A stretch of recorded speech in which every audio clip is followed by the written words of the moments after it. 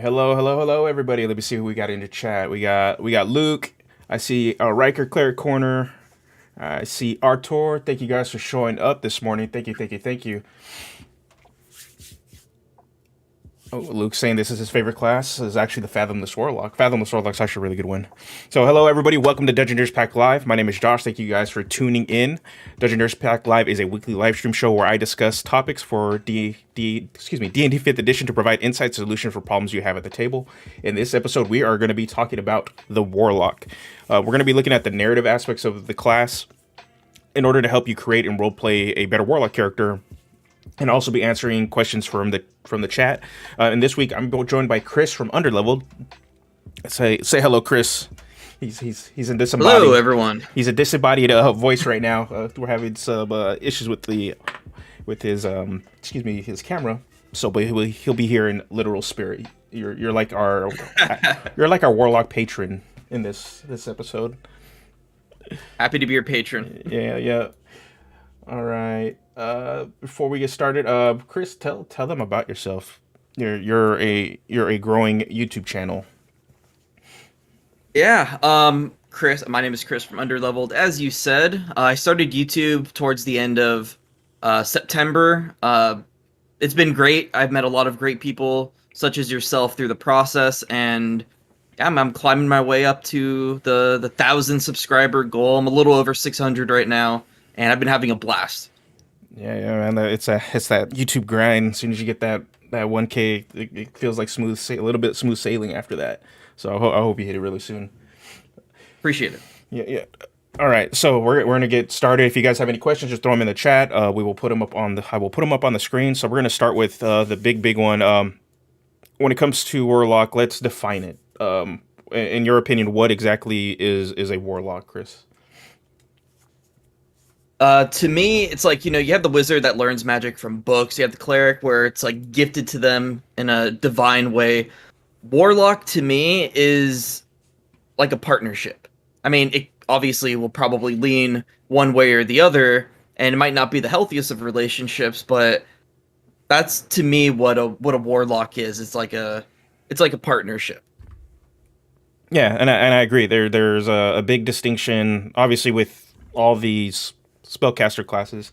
Obviously, the wizard they learn magic through study, and then we have the cleric who gets their magic through their faith, the strength of their faith. And Riker's in the chat, and then believe we also discussed clerics with Wily DM, so you can actually check out the VOD on that one too. So we already discussed clerics, and then sorcerers. It's very superhero-esque. They're pretty much magical mutants. Their abilities are innate, but the warlock distinctly, which gives them a difference from the cleric, is that they have a direct connection to their line of power. Clerics can, if they have a deep connection to their god, but the big difference, right, is that the cleric is absolutely, they have to believe in it. The warlock doesn't even have to believe; they just know that they have this line of power, and the core sense of tension is that relationship they have with their patron. So, before we get into necessarily talking about the relationship aspect, I want to know, how much weight should a Warlock's patron, or do you believe a Warlock's patron should have on the character? I think you should have a ton of weight. As you said when you were breaking down the other spell casting classes, like the Warlock, to me at least, has the most intimate relationship with their source of magic out of all the other spellcasting classes, at least in my opinion. And I mean, it was given to them. Like there is a deal, there is a set standard by the patron and the warlock for the magic, how it's going to be used, the goals and whatnot. I think the patron has to play a huge role in the character. Yeah, and I agree. I think to some level, right? I think the big thing, the scary thing is that when playing, this also goes to the cleric, because they're playing with two powerful deities, right? That there's an easy issue of these deities kind of overtaking a campaign at times. So one of the things I think you should do as a player that's going to play a warlock, discuss necessarily that impact with your DM. How much do you want the Warlock's patron to be involved? I agree with Chris. I agree with you in that the Warlock should have some major impact on how you develop your character, and put that weight on that relationship. But in terms of how that's going to play out in your campaign, it's just one of those things where a Warlock's patron can easily just overtake and become the front and center of that campaign, and that might not necessarily be what you want for your character. You might not want to be the main character in the game, and then also it kind of takes away from other players, right? That yeah, Oh yeah, I would completely agree. that your character all of a sudden becomes the main character, and then it puts all the other characters aside. So it's one of those things.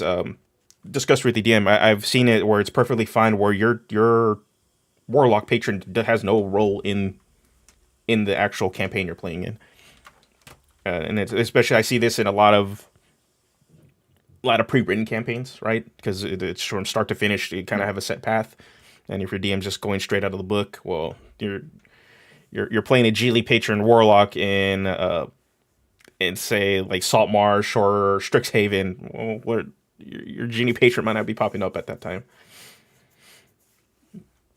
All right, what? Okay, It's very true. okay. We got a first question. Oh, this is going to be, I think, a more of a mechanical one. Let me pull it up on the chat. So this is from Luke. What exactly the coffee warlock and sorcerer, and why do you people say it's too OP? And any tips on how to still do a sorcerer warlock, not being a coffee build, or as a DM to deal with different players? Ooh, are you familiar with the coffee lock?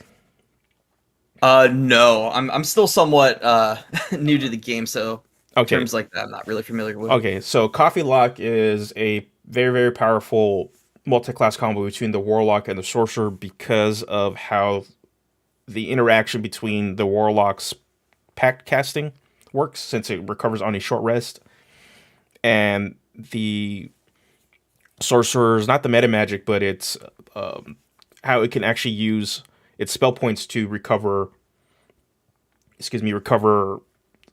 spell slots. So Oh, okay. through several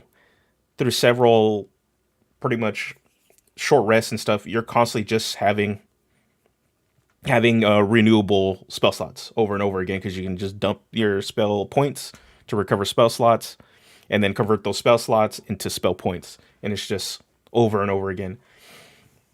Yeah, Oh, so you're just constantly going. You have your own built-in battery. It has the potential to take out a lot from the game because you're always going to have resources, and it's one of those builds that it's appropriate for a game if you're already playing with a group that's optimized. Because yeah. the thing with the coffee lop where that interaction is extremely powerful, but it's not. I wouldn't say it's 100% game warping compared to there's actual spells that can actually just warp combat completely, like Silvery Barbs, is for example. There's also counter spell is just one of those, like these two big spells that just kind of warp combat, and then there's other subclasses and stuff that have other features that completely can just like disregard combat or just mitigate damage. So in terms of you bring that kind of build to you really bring that kind of build to an optimized table. Like that's really what it comes down to. Is there a way to not make it OP? You just don't do that interaction. If you want Yeah. to have the flavor of a sorcerer and a warlock, just don't do that cheeky little interaction. You're fine. Self-control. Yeah, yeah, and that's a lot of with powerful options. You want to play the super powerful like combos, but you don't want to feel bad for it. Well, don't do the thing that everybody knows it's broken for. Just take it in a new and fun direction, and you're fine. Like, and it just really depends on the power level of your table. I think this comes down to a session zero, sort of thing. Yeah, it can be a conversation the DM can also have with you. I know whenever I've multi-classed, when in certain groups, the DM always has to sit down with me. Okay, why do you want to multi-class? What do you plan on doing? And just to kind of make sure that I'm not doing it to like try to like break combat encounters or Yeah. anything. Yeah, because the big point of tension, at least with combat, is you want that challenge. So and it really, and you don't want to take away from other players in general. It's really your group has to find that social contract is always going to be the big thing for for any problem that comes with player and DM interaction, because that's really what coffee lock is. It kind of is a potential infringe. And then Death by D4, thank you for stopping by, man. He says he's played a coffee lock and it wasn't that big of a deal. You have to really invest into Warlock to gain mileage from that playstyle, and that will make you lose high level slots. Yeah. So that's the big point of contention too with any sort of spell casting multi-class. How much are you willing to give up on your top end?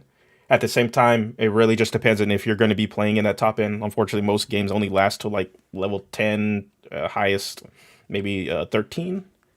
But most of the time, it's in that mid power range, just because of how campaigns play out. That the pre-written campaigns play out, and just in general play groups, they just don't tend not to last to level 20. It's very very rare. I've never played a game to level 20. I have the same play group. We tend to want to move on to new and fun ideas too. So Same here. yeah, I don't think I agree with Death by D4. I don't think it's too broken.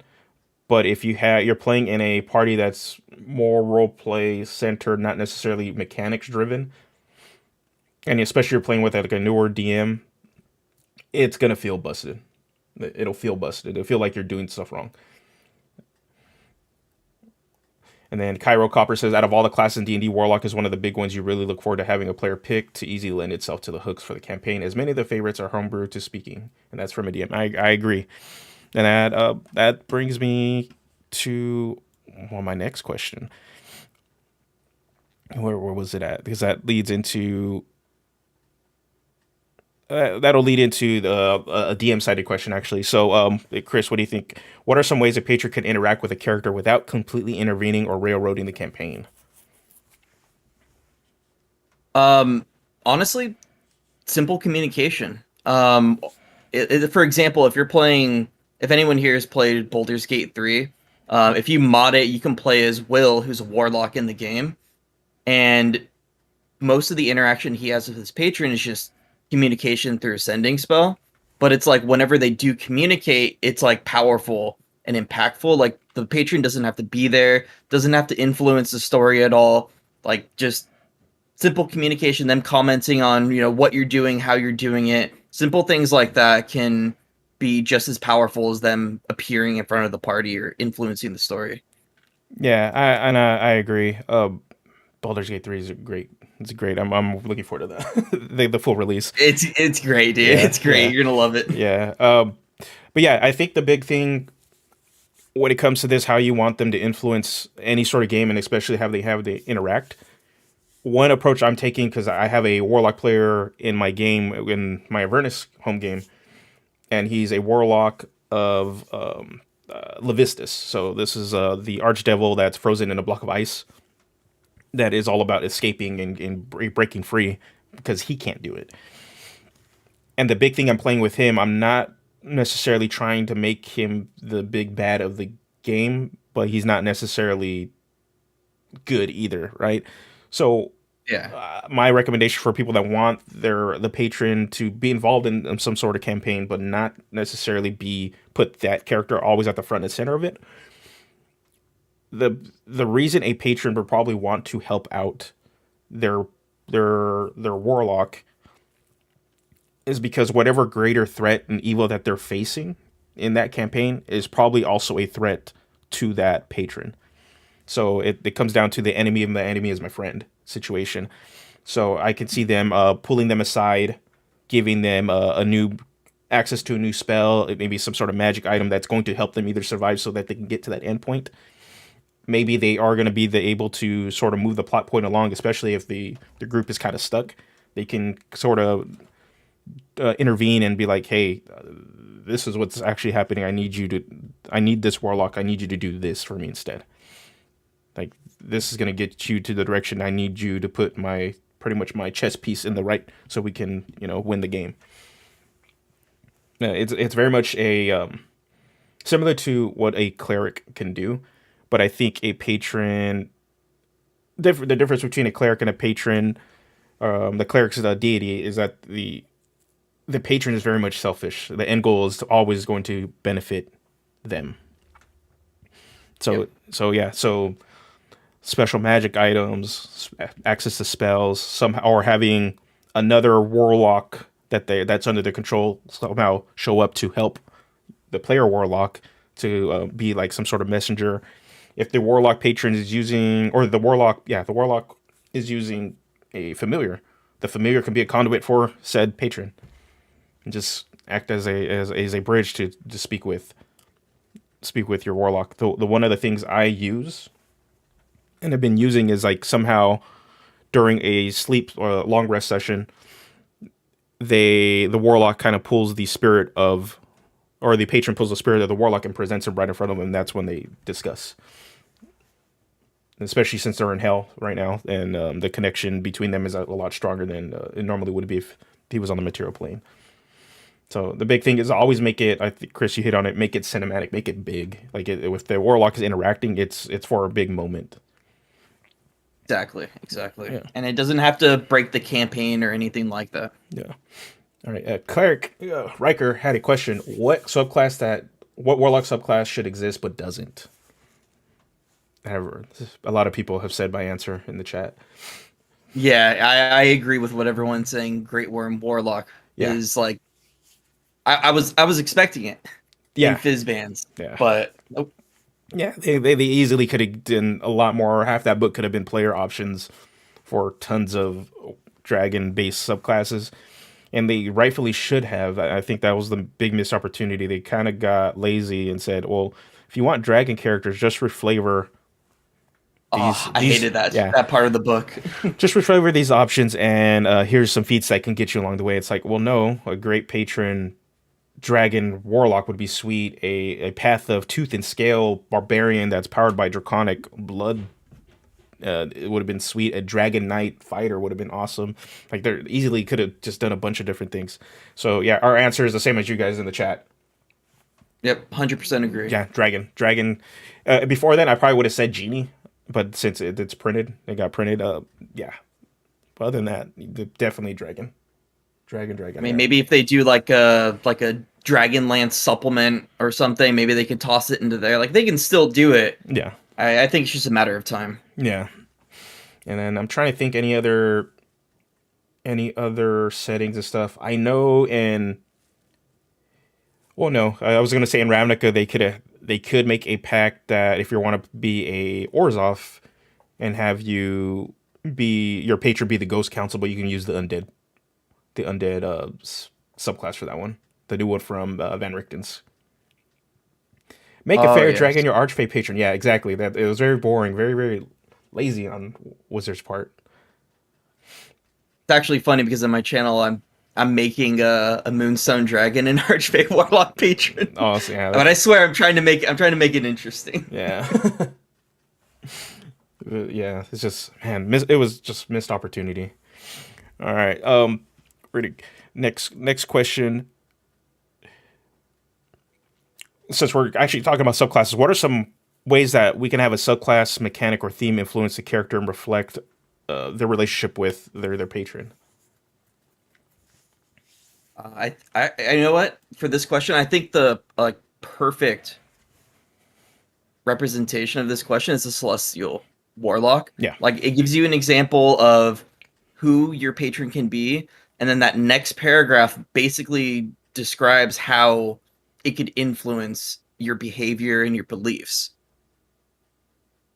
Be it, you want to annihilate undead, fiends, protect the innocent. Like, it obviously doesn't go into great detail because, that would take up a lot of pages, but it gives you like the foundation that you would need to play as that subclass, and it basically tells you how it would influence your character. But I would tell people, don't like box yourself in by the subclass. Just have it, like you said, influence your character, but it should, reflect your choices that you make, not necessarily what you do, but how you do it. Like all these things should be impacted by your subclass. No, I 100% agree. I think the big thing is when it comes to the patrons and specifically how you can have the subclass influence. I think the way the subclasses influence really has to do with you hit on alignment, right? You hit on what necessarily role they play in the greater cosmology of the D&D. And thank you for the $5, Eric for 5 minis. Yes, I did not change my overlay enough to say people might think we're talking about Artificer this whole time, but we're actually talking about Warlock. And he says he wants a Taco Bell patron. I feel sorry for your stomach, sir. Oh, Would be interesting though. would Eric, if you could say in the chat, what would the Taco Bell patron familiar be a Chihuahua, or would the Taco Bell patron be a Chihuahua? Like it would, yeah, Ooh. Yo quiero Taco Bell. yeah. All right, but yeah, going back to the thing. My answer for this is go to the greater cosmology. I normally don't care for alignment, but when it comes to bigger deities, alignment is a good tool to kind of see the direction they're gonna go. So evil aligned deities. So we're talking about like fiend, any of the undead, warlocks. They're gonna probably have much more of a antagonistic or tyrannical or manipulative relationship with that warlock. So I mean, or even then, let's see, the Great Old One patron is going to be another one that is going to be like this. Archfey can be if you're part of the Unseelie Court, but then you have good, partially good or good aligned subclasses too. So you have like the Celestial, which can be seen as a good relationship. Archfey if you're part of the Seelie Court. Genie patron can lean towards good, but then you have the neutral one. So it's just I'll give you further examples. The Fae can be either malicious, manipulative, or they are friendly and looking for somebody to have fun with. It could be more of a jokester type of character. And then with the genie situation, how you can influence your character, figure out who's exactly in charge of that relationship. You could take inspiration from Aladdin, where Aladdin was very much in charge of the genie. He controlled the reins and was able to disseminate how the power was going to be used, which is a different sort of aspect and approach you can take to the warlock, because even built into the current warlock relationship thing for the genie patron, it's very much genie controls you, and you can flip that on its head. And then yeah, go for it. Oh, I was just gonna say it brings purpose to alignment too. Like kind of jumping off what you were saying. If you have a good aligned patron, that's the great thing about warlock patrons. Like they can take your power away from you if you're not doing things the way that they think that should be done. If you're not being good, if you're not reflecting well on your warlock patron, they can take it away. So in a sense, this question also kind of shows us how we can make alignment matter a little bit more in 5e. Yeah, and it's not necessarily going to be for your character, because your character doesn't have to align with that patron. It's just how does alignment work in the greater cosmology of your setting. You can just throw it out the window still. Devils are always going to be evil, but they can just not have the alignment too. But it's helpful as a tool to kind of use as a guide to kind of help you where they're going to go. And then the last idea I could throw at you is for Fiend Warlock.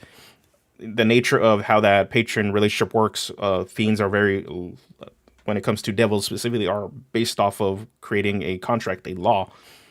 Think about what set of events caused your character to bind and create a contract that has forfeited your soul to a devil, and then which archdevil did you align yourself with? Because that'll determine either the sin or the negative act that you're doing that needed that devil to step in to help you. So there's just a lot of little things. A lot of the classes have these built-in little bits of lore that you just need to really, really, really draw from. And we have a question for Molsbane. A question: explain a dynamic that clerics and warlocks should have. What if they have the same patron god? For example, Asmodeus, since he is a devil and god. Ooh, this is a good one. This is a real good one. What do you think, Chris? Ooh, the dynamic between a cleric and a warlock.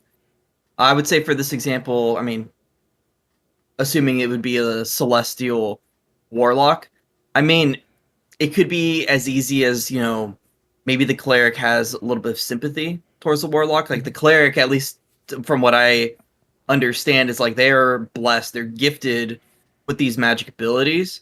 A warlock, it's kind of like it's given but with intent. Like there's a purpose for it being given and it can be easily taken away. So I could see the cleric being feeling a little sorry for the warlock. Maybe the warlock is a little jealous with the cleric, and then you can use the deity that they share to kind of like help both of them grow. Like they're like two sides of the same coin. Yeah, pretty much. I see this like they can be the buddy cop system. I could see that in a in a campaign. Another thing, their relationship with that core deity could be vastly different. The cleric rightfully will believe in the face, especially something like Asmodeus. I could see them. I believe order domain will actually fit perfect with Asmodeus, but they rightfully believe in their convictions, so they're never going to break. But the fiend at the same time could be the complete opposite. Their relationship, their fiend patron warlock, their relationship is directly tied to circumstance. They might not want this, Yeah. and the cleric may act as, obviously this all if everybody kind of plays their part and discuss this with the DM. Obviously,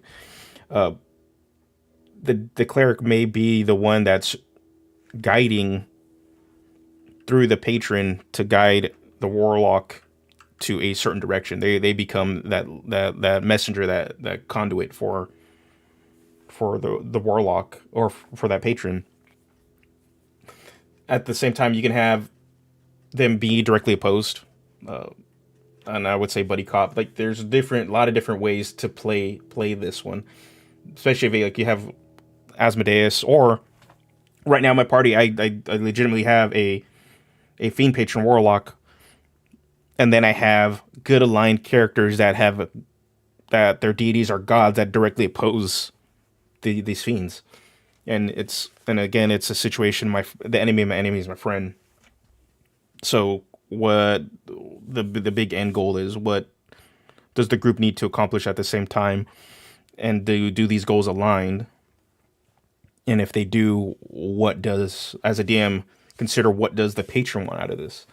Why do they need to align with these good aligned people, these good aligned gods, in order to survive? But also, what do they get out of that end goal, and how do they get leverage over it to make themselves more powerful? That's more for DMs to consider. But yeah, I the player like this sort of question really hinges on the decision between player interaction and how they want to play their characters, obviously. Mm-hmm. So I can easily see this. I would want to play a buddy cop system of being have a player play a cleric of Asmodeus, and I'll play a fiend warlock of Asmodeus, and that would be sweet. We're just gonna do Rush Hour, but in Avernus, and I would enjoy that.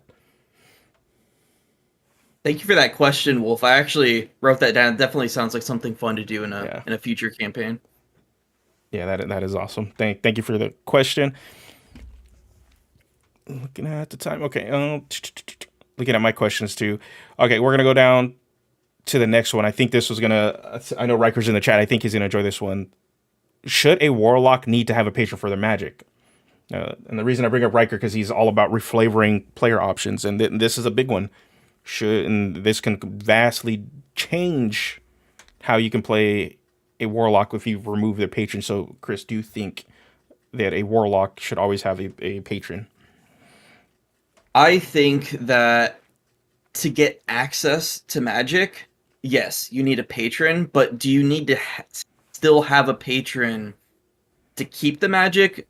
I don't think so. Like if something happens and your patron dies, it could be as easy as like, the patron left like a scar on you or something, or implanted some of its power into you before dying, so you get to keep your magic.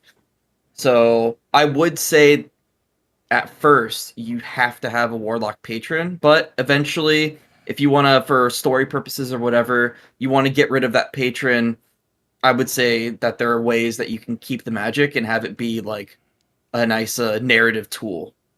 Yeah, and then to build off that, like an idea was maybe the tide of magic for that patron isn't tied to necessarily that being, but maybe tied to their position in the cosmology.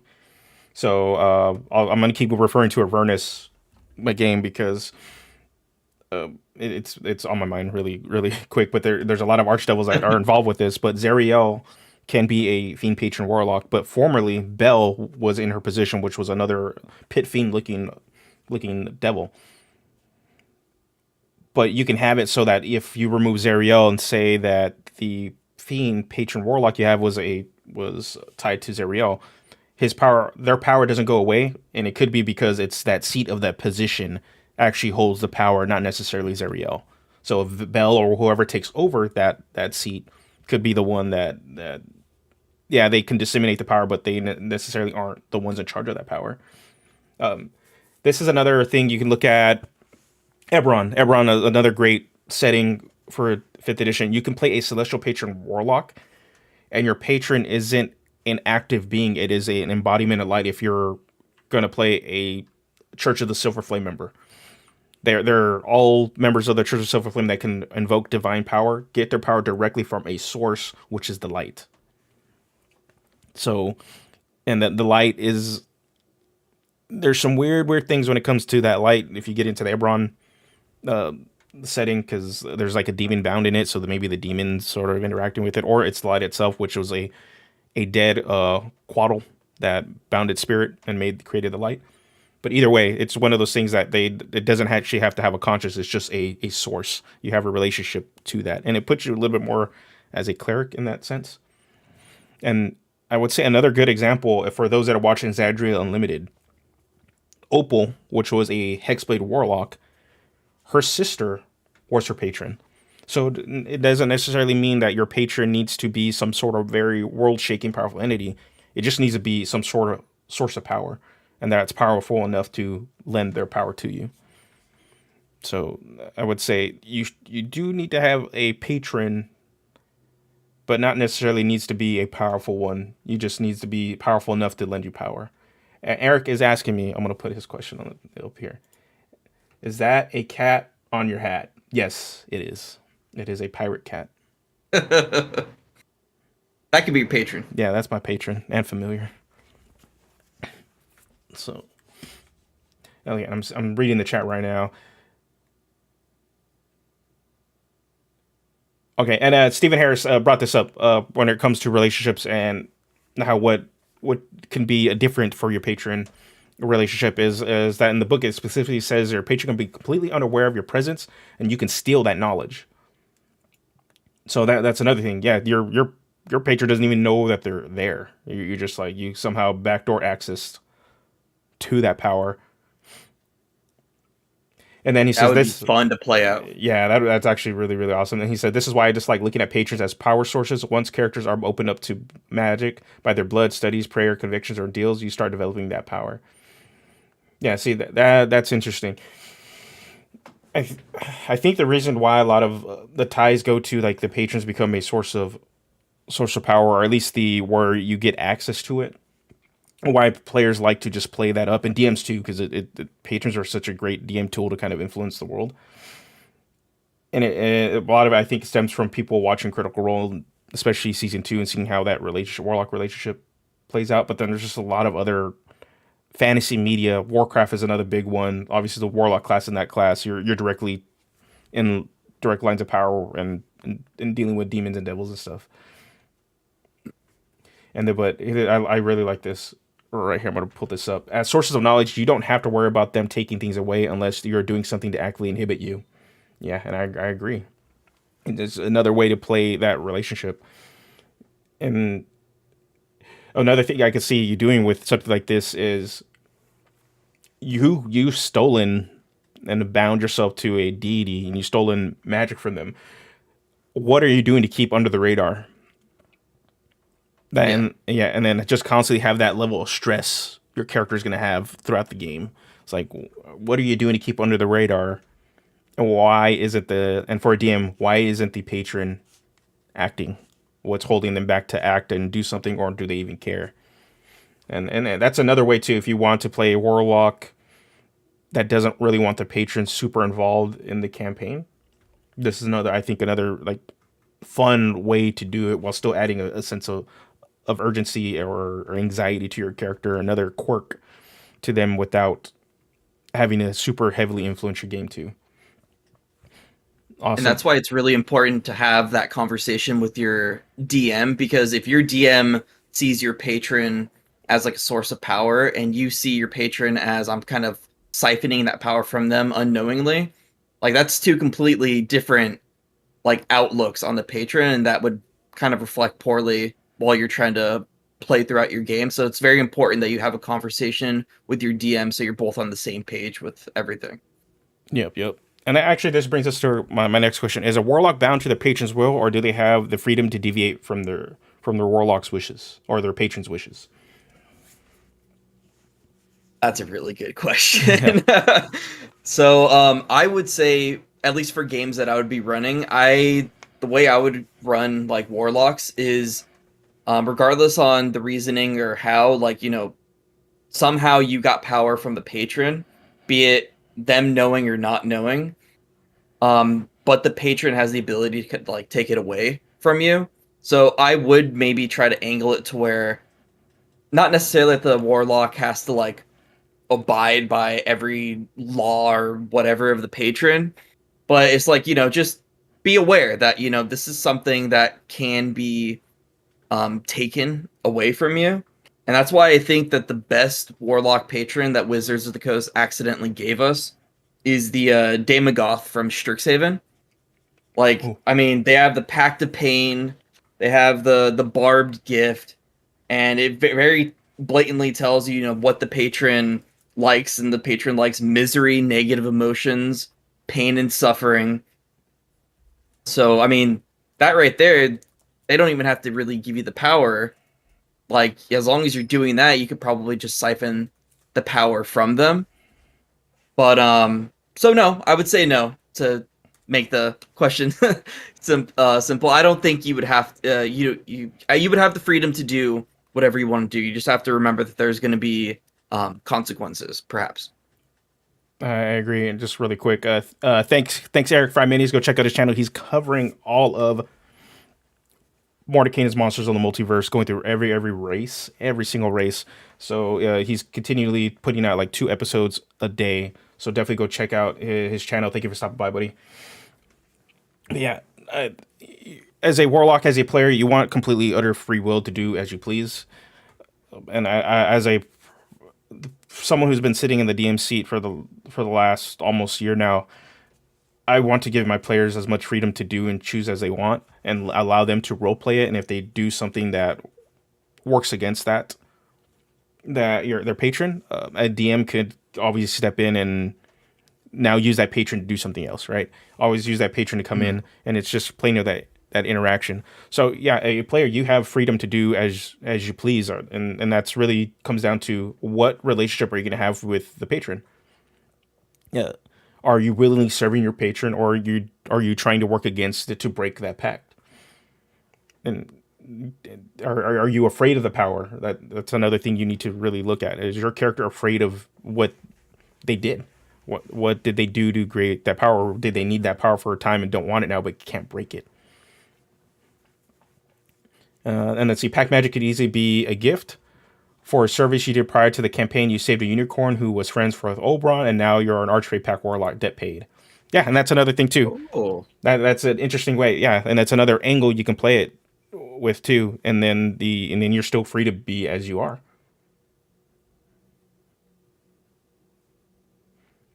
that's why I love Warlock so much. It's such a dynamic class, and there's just so many narrative possibilities to it. It's ridiculous. Yeah, yeah, I agree. And then here we go. Steven here says the way I DM warlocks, if the patron is aware of you, they can interfere with your warlock's gifts, but not necessarily take them away. I think it's feel more interesting and less of a gotcha moment. Yeah, and I think this is going to be table dependent, really table dependent, because there's some players that are okay with a DM sort of intervening, and then they work and act against the warlock, and the warlock's like, oh nope, I shut your powers off. And some players are willing to work through that and just as cool, fun character development. We saw this in Critical Role, right? We saw this with Ford, Travis Willingham's character in campaign 2, where he broke his ties with his patron warlock, and for a couple sessions, he pretty much was a random level whatever adventurer with no powers and just using magic items, eventually regaining a pact and also dipping into paladin too. So yeah, but eventually doing that, and that's okay if the play group wants it, but there's going to be players that don't want that, and that's perfectly fine. And if that's the case, Steven brings up a good idea, and this actually kind of and it answers Wolfsbane's question: what happens if a warlock loses connection with a patron by an outside force? I would really just consider for the enjoyment of the player, because obviously having a, say you're a level 8 warlock and not able to cast magic, and that was something the player was unaware of that was going to happen, is a bunch of feel bads, and that's what you kind of want to avoid. So it could be that the warlock punishes the patron punishes the warlock through some other means, but they don't take away the power, and that's fine too. Like, they just find another way to punish them, but still have them access to some sort of power. Maybe that patron doesn't necessarily have complete control of that source of power. They're mainly the doorman to access it, but they themselves aren't in control of it. And that can play a totally different way to do it too, or see it. Yeah, and then Stephen Harris brings it up. Maybe the patron chooses a moment that suits them to try and force you to cast certain spells. Maybe they punish the player with horrid dreams if they misbehave. Yep. There's a lot of more narrative tools you can use and access. Terrible dreams. Maybe on a short rest, they don't necessarily recover all their hit points. They recover some, like little things that aren't going to necessarily hinder them, but just little snipe things. I think sometimes taking away powers is a little too extreme, unless that's something that is talked with the player and the DM, that like, hey, this is a possibility. What do you think this is going to happen? Well, if I were to do, and as a DM speak with the player, if I were to do this, would this be okay? And it's the same thing with I would say paladin oaths and a cleric's faith. They break their oath, or they lose their faith in some way. They lose that connection to their god. That's the same sort of thing. Are you going to be willingly take away their power? I say find other ways for players, if you're going to kind of spring this on them, to kind of give them the punishment. And what were you going to say? Sorry, I didn't mean to overstep. Oh no, you're good. You're good. I was just going to say that's why session 0 and communicating via, player and DM, that's why it's so important. Like, I mean, so some of the people I play with, I know they'd be down for me, be like, oh, the warlock patron takes your magic away. I know that would be fine, but I know a lot of people where that wouldn't fly. Like, you need to establish your relationship with your patron, and as a DM, you need to gauge, like, okay, what are my players like willing to be put through? Like, what are they willing to handle? Like, don't do anything that's going to ruin the fun. Yeah. So yeah, because I know in my table, this probably wouldn't fly with all my players, because a lot of them like to sit and build and put out a path for their character, whether we hit it or not. But they kind of just have an envision, like, okay, I want my character to have these X amount of abilities, and then by the end of this, I want to be able to do these things. So I know if I were to be like, okay, cool, you have this warlock you've planned out since the beginning of the session, and now you're not going to have any access to your power, they're going to be frustrated.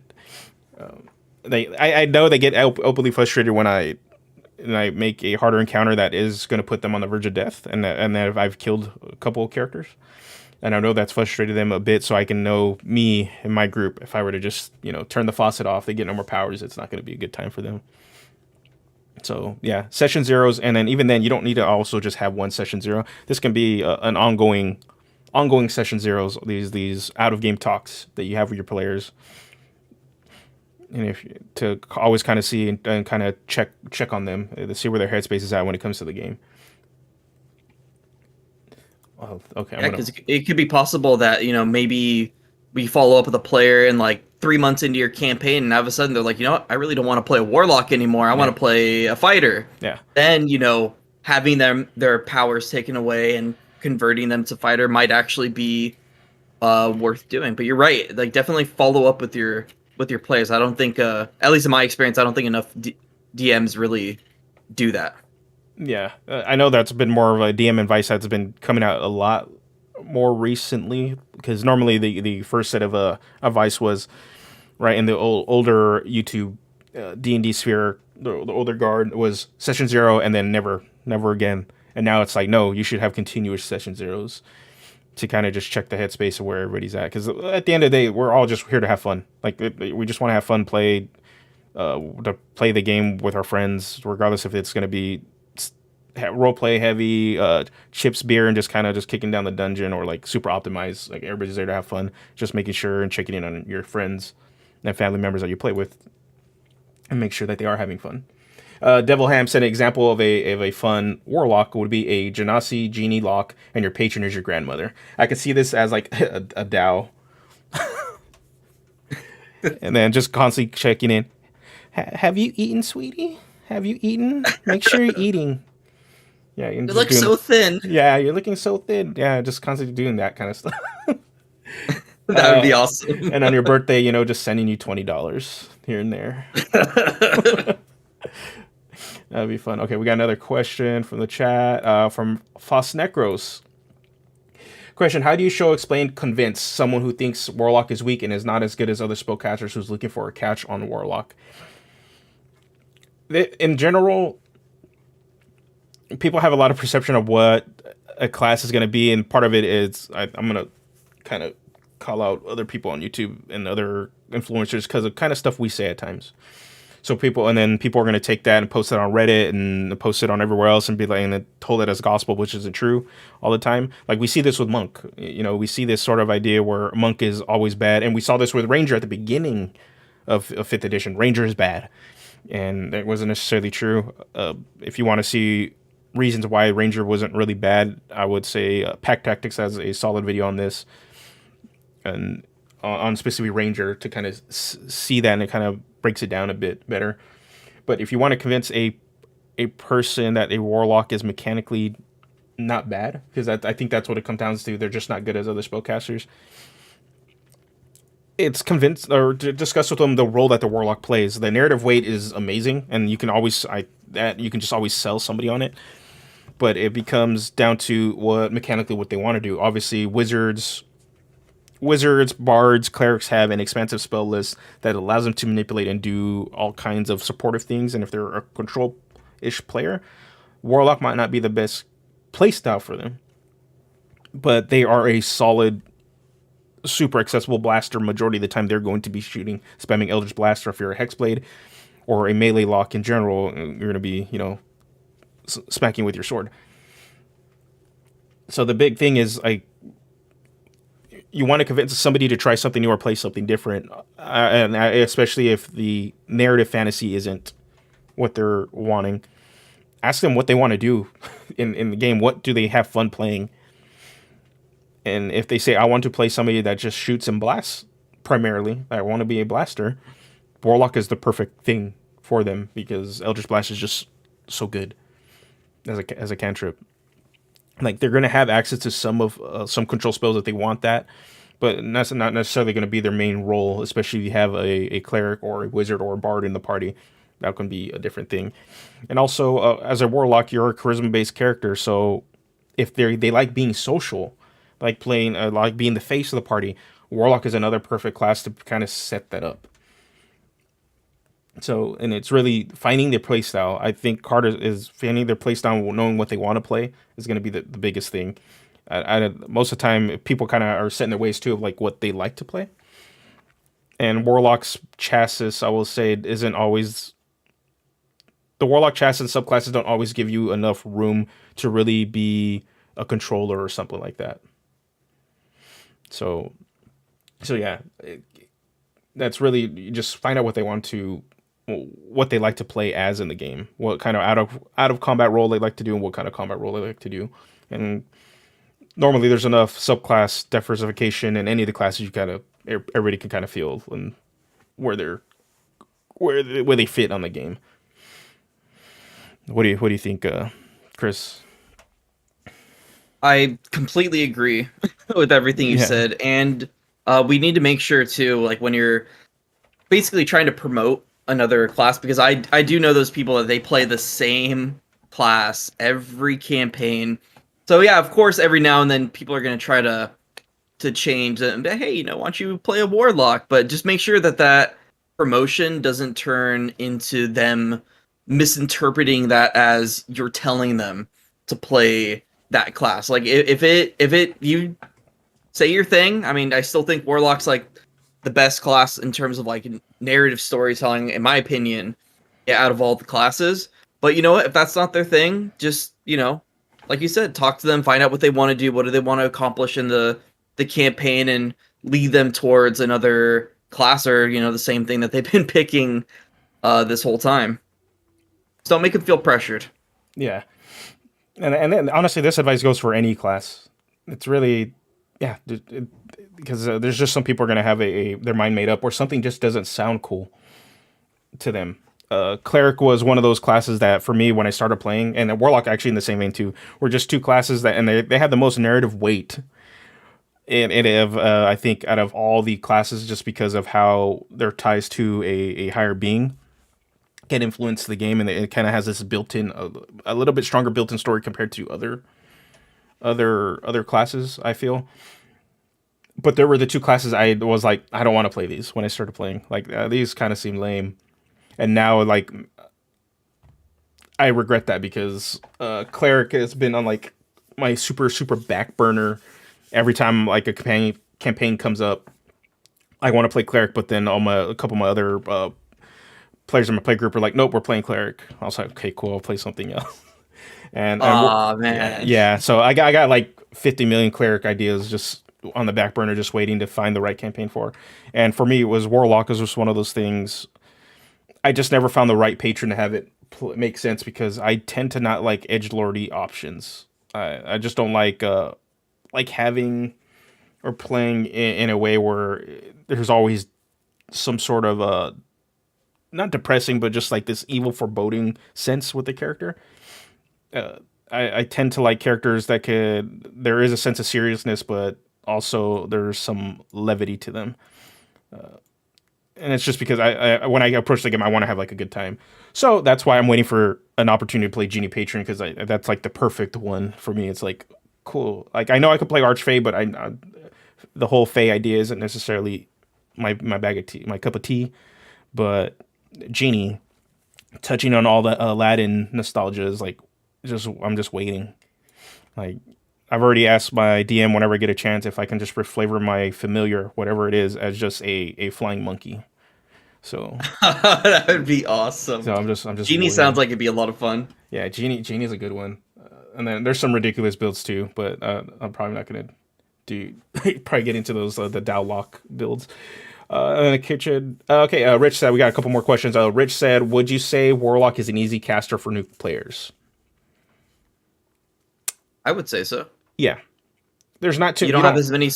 Yeah, go for it. I think you're gonna say the same thing I'm saying. Yeah, I mean, not you don't have a giant spell list. You don't have a lot of spell slots. Very easy to manage, and you get your spells back after a short rest. I think all that it makes it like the perfect starting spellcaster class for new players. That's what I started with. Yeah, in terms of like grasping the spellcasting mechanic, for those that kind of struggle with kind of grasping the some of these things, the game mechanics, I think what Chris said, you said, is perfect. It is very easy to get into. You're not going to have too much of a decision tree in terms of combat. You're going to be blasting or doing an attack. You have access to some magic. Obviously, most of the game you're going to have like 2 spell slots, and then eventually get a couple more later on.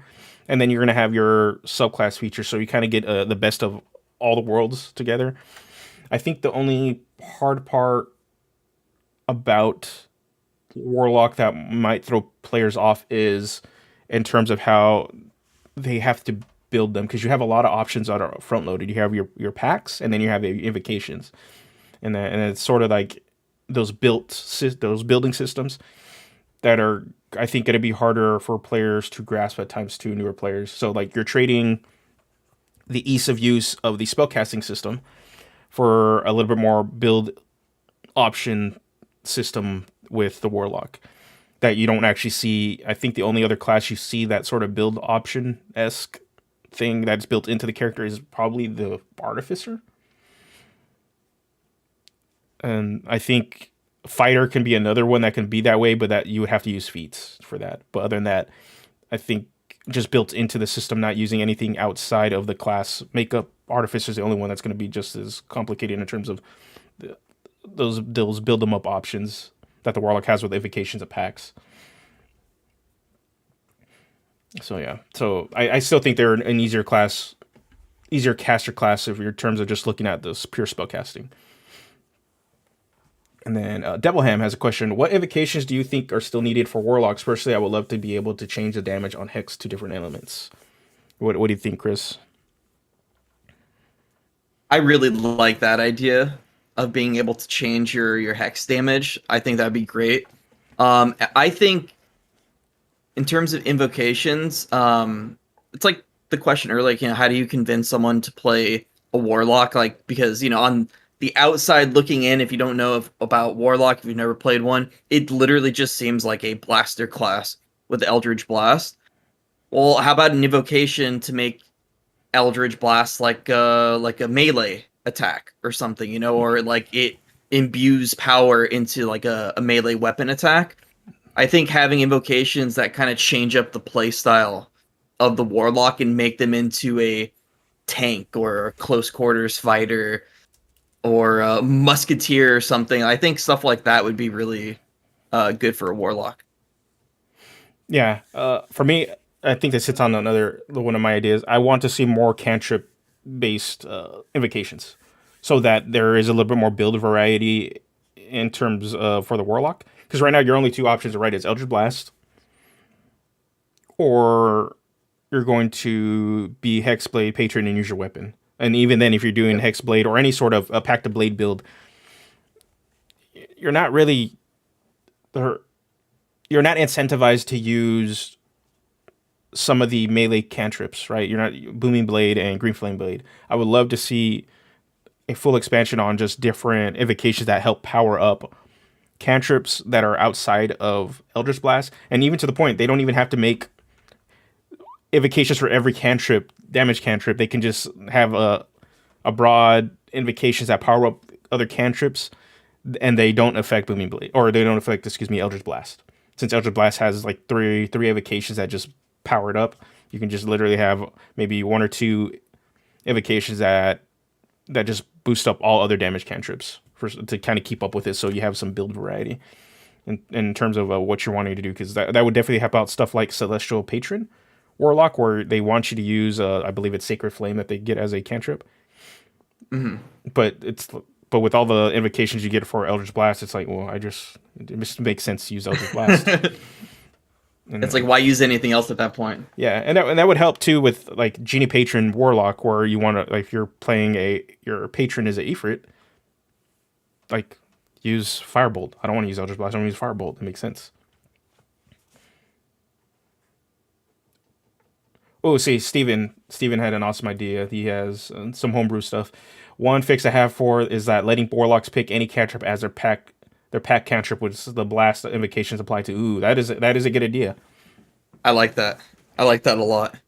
Yeah, and that's another good idea. Just say, especially too, like Eldritch Blast. The strength of it is not just because the invocations interact with it. It's because you get multiple attacks with it as you scale up.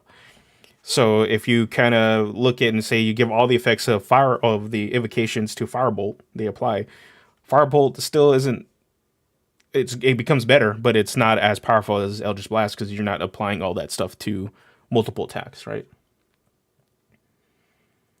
So yeah, I think at most you get was it 3 blasts with Eldritch Blast? Yeah, you get more as you level, and then with Firebolt it just scales over time, but you're only getting one attack. So and Rich brings up a good point.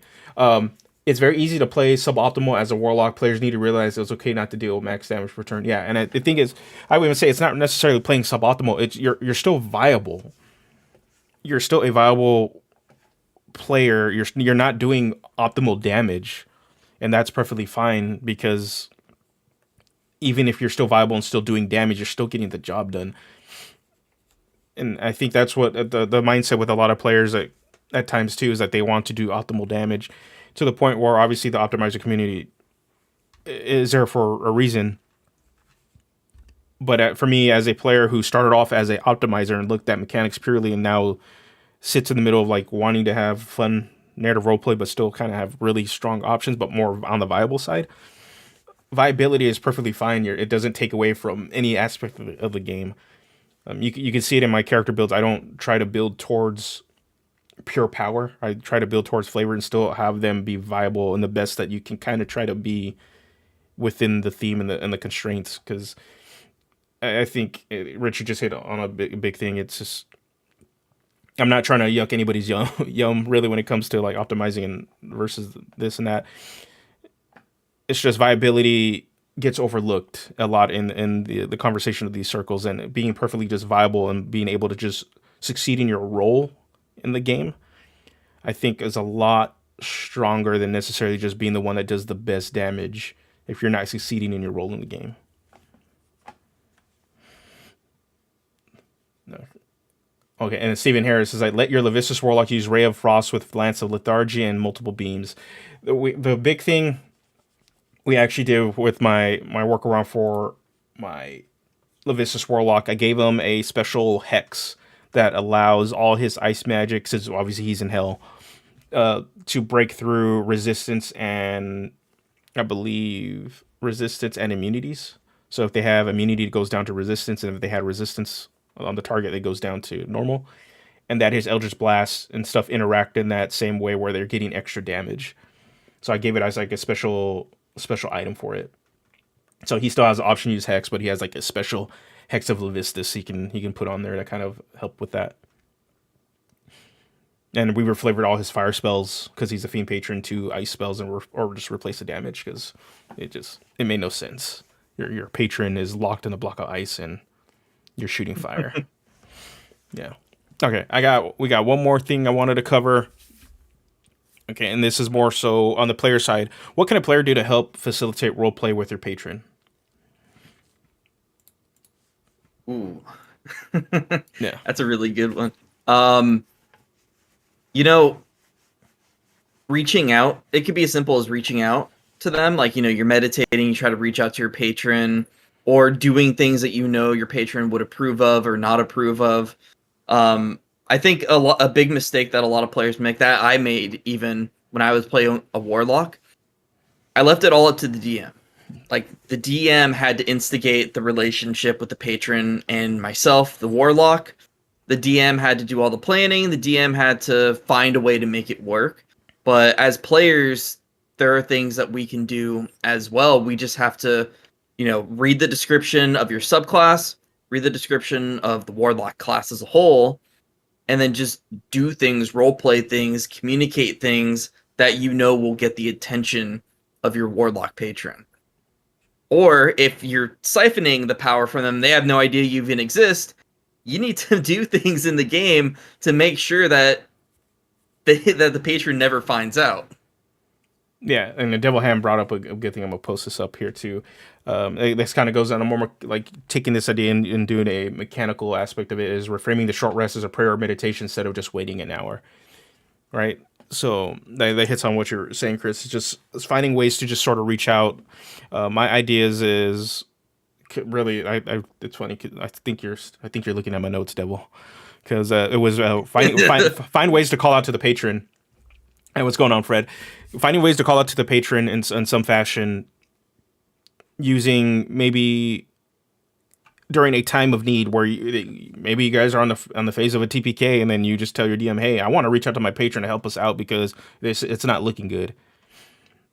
And then maybe there's just some sort of skill challenge or something, and the DM, or you give the DM an idea. Okay, cool. I can just save my party from a TPK, and boom, patron.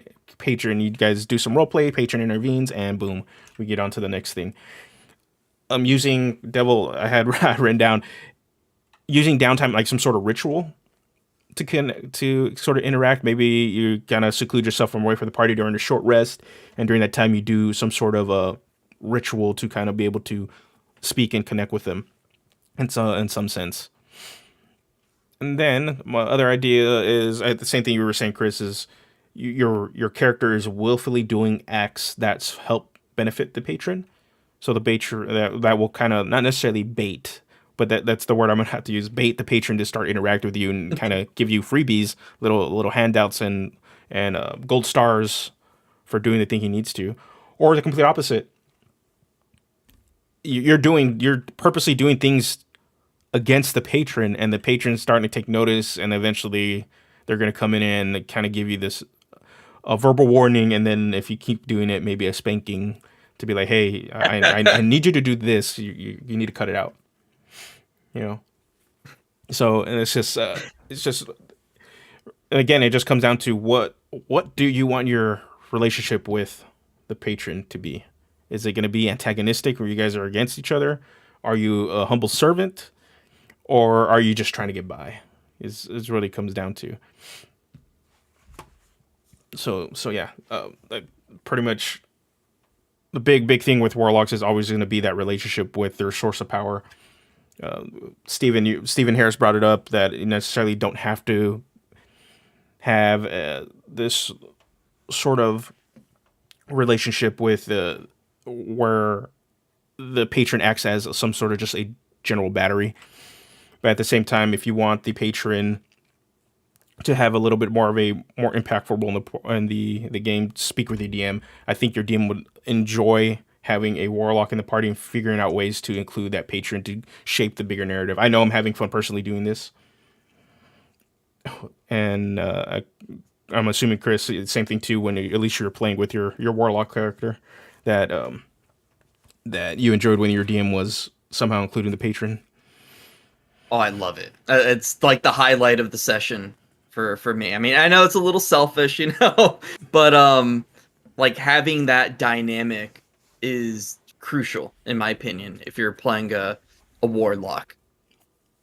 I 100% agree. And that's going to wrap it up for this week. Chris, where can they find you?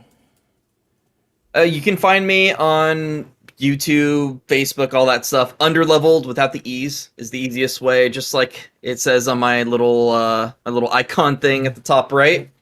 And also with this video too, be sure to like it. Be sure to subscribe to Dungeoneer's pack. This has been a lot of fun, and I appreciate you letting me jump on. Awesome. Thank you, man. I'd love to have you back on. I think I know you're digging in some Critical Role stuff, and I know in March I'm going to be doing heavily digging in some Critical Role stuff. So I'd love to have you on to discuss that. That would be awesome. Okay. So before I shut it down, just obviously some quick announcements in terms of stuff that's going on with the channel. If you're noticing, I'm starting to post a lot more character builds. So you expect way more of them. I'm going to sort of transition to that stuff more. But what does that mean for other stuff on the channel? Like when I was focusing on classes and how to reflavor them and helpful stuff for players to advice in terms of how to play their game. I'm moving all that stuff mainly to live streams. Because just so I can interact with you guys better, but also it's just that content I feel is just a lot better, and then character builds just do really, really well. But I'm gonna post in the chat the video I just did this week. You guys can go check it out if you guys haven't. It's regarding the whole hubbub regarding Mordecai's Monsters of the Multiverse. Definitely go check out that video. I address some of the things on there.